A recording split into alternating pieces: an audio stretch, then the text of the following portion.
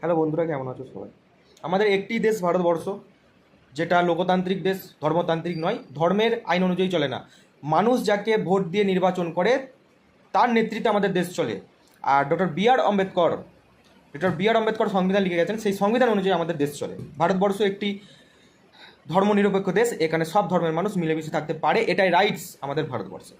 তো একটি দেশ যেখানে অনেক রকম বিশেষ করে বিজেপি শাসিত রাজ্যগুলোতে আমরা দেখতে পাচ্ছি যে দেশ একটাই, সংবিধান একটাই, কিন্তু যেখানকার ইনসাফ বা নিয়ম নীতি হচ্ছে দু রকম।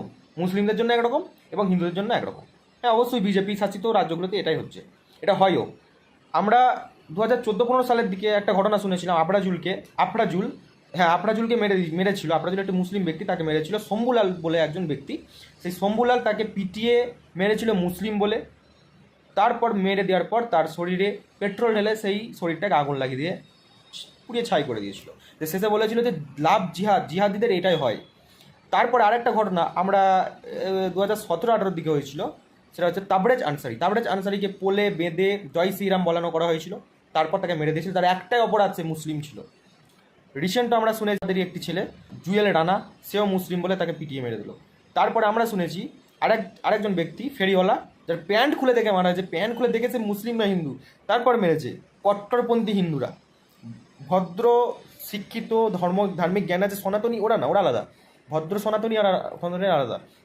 তাদের মধ্যে সঠিক শ্রীরামকে তারা আইডল হিসেবে মনে করে। শ্রীরাম খুব ভালো মানুষ ছিলেন অবশ্যই, এবং তাকে মেনে চলেন, তারা আলাদা। তার মধ্যে সনাতনী জ্ঞান আছে। আর এরা হচ্ছে কট্টরপন্থী, ইসলামেরও আছে কট্টরপন্থী, তার জন্য নয়, দুই ধর্মেরই কট্টরপন্থী আছে।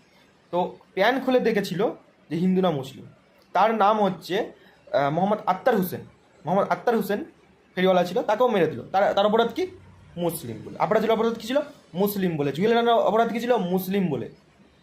তারপরে জানসারির অপরাধ কী ছিল? মুসলিম বলে। কই তাদের বাড়িঘর তো বুলডোজার করে ভেঙে দেওয়া হয়নি? হ্যাঁ অবশ্যই। দিল্লিতে তরুণকে মেরে দিল, তাকে যারা মেরেছে তাদের বাড়িঘর ভেঙে দেওয়া হচ্ছে, অবশ্যই ভেঙে দিই। যে অপরাধ করবে তার শাস্তি অবশ্যই হবে। আমি মুসলিমদের কী জন্য সাপোর্ট করতে যাবো? আমি সঠিক যে করবে তাকে সাপোর্ট করবো, সে হিন্দু হলেও তো আমি সাপোর্ট করবো। যে ভুল তাকে সাপোর্ট করতে যাবো না। আর এটা হচ্ছে ইসলামের আকিদা। হযরত মুহাম্মদ সাল্লাল্লাহু আলাইহি ওয়াসাল্লাম এটাই শিখিয়ে গেছেন। মুহাম্মদ এই কথাও বলেছে যে বিপরীত ধর্মের মানুষকে তুমি মুসলিম হয়ে যদি অত্যাচার করো বা কষ্ট দাও, তোমার কিয়ামতের দিন আমি সেই বিপরীত ধর্মের ব্যক্তির পাশে দাঁড়াবো, তোমার পাশে নয়। এটাই মুহাম্মদের শিক্ষা, এটাই মুহাম্মদ শিখিয়ে গেছেন, এটাই মুহাম্মদ বলে গেছেন। কিন্তু পশ্চিমবঙ্গে এই ধরনের জিনিস কোনোদিন দেখতে পাওয়া যাবে না, কারণ পশ্চিমবঙ্গে আছেন আমাদের মমতা ব্যানার্জির রাজত্বের সময় কখনো এসব জিনিস হবে না। সেই জন্যই মমতা ব্যানার্জি এতদিন এখানে টিকে আছে। আর পশ্চিমবঙ্গ যথেষ্ট একটু শিক্ষিত রাজ্য, এখানে শিক্ষিত ছেলেমেয়েরা মানুষরা আছে, তারা জানে কাকে নির্বাচন করতে হবে, কাকে রাখতে হবে। কারণ এখানে সংবিধান অনুযায়ী সব কিছু চলে। একটি সংবিধান, যার দুরকম নিয়ম, হিন্দুদের জন্য একরকম, মুসলিমদের জন্য একরকম নয়। ঠিক আছে? তো বন্ধুরা, ভিডিওটা শেয়ার করবে যদি ভালো লাগে। অবশ্যই কিছু ইনফরমেশন যতটুকু জানি বললাম তোমাদেরকে। আসছি আবার নেক্সট ভিডিওতে।